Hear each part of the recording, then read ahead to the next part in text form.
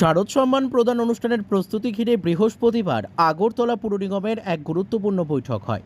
তাতে উপস্থিত ছিলেন মেয়র দীপক মজুমদার সহ অন্যান্য কর্পোরেটর ও পুর নিগমের আধিকারিকরা। মেয়র জানান, মোট 21টি পুরস্কার দেওয়া হবে। মুখ্যমন্ত্রী যেদিন সময় দিতে পারবেন সেই অনুযায়ী দিনক্ষণ নির্ধারণ করা হবে। আগরতলা পুর নিগম প্রতি বছরই পুর নিগম এলাকার ক্লাবগুলির মধ্যে শারদ সম্মান প্রদান করে আসছে। এই বছরও এর ব্যতিক্রম হচ্ছে না।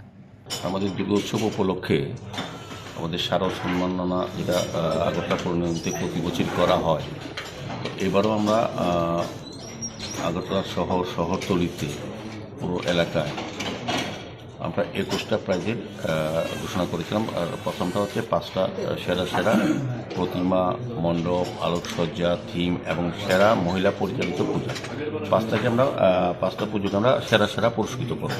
পাশাপাশি 4টা জোনালে সেরা প্রতিমা, মণ্ডপ, আলোকসজ্জা এবং থিম, এই 4টা বিষয়ে আমরা আরও 16টা প্রাইজ, মোট 21টা প্রাইজ আমরা আজকে আলোচনা করা হচ্ছে। ডেট ফিক্স করে মাননীয় মুখ্যমন্ত্রীর সময় অনুযায়ী উনি যখন সময় দেবেন সেই হিসেবে আমরা কয়েকদিনের মধ্যেই এই মাসে আমরা শারদ সম্মাননা প্রদান করব। যেসব ক্লাবগুলি বিচারক মণ্ডলী দ্বারা বিচার করার পর তারা নির্বাচিত হয়েছেন পুরস্কার পাওয়ার জন্য, তাদেরকে পুরস্কৃত এবং একটা কালচারাল প্রোগ্রামের মাধ্যমে এটা করা হবে। আর যাতে গত বছর আমরা খুব সুন্দর ভালোভাবে করেছি মাননীয় মুখ্যমন্ত্রীর উপস্থিতিতে, এবারও মাননীয় মুখ্যমন্ত্রী আমাদের প্রধান অতিথি থাকবেন, উদ্বোধক থাকবেন এই অনুষ্ঠানে, এবং একটা রাজ্যের শিল্পীদের নিয়ে একটা কালচারাল প্রোগ্রাম করা হবে এবং পরবর্তী সময় যারা বিচারক মন্ত্রী তাদেরকে সম্মাননা জানানো হবে এবং যারা পুরস্কৃত হবেন যেসব ক্লাব, পুজো কমিটি, তাদেরকে পুরস্কার দেওয়া হবে।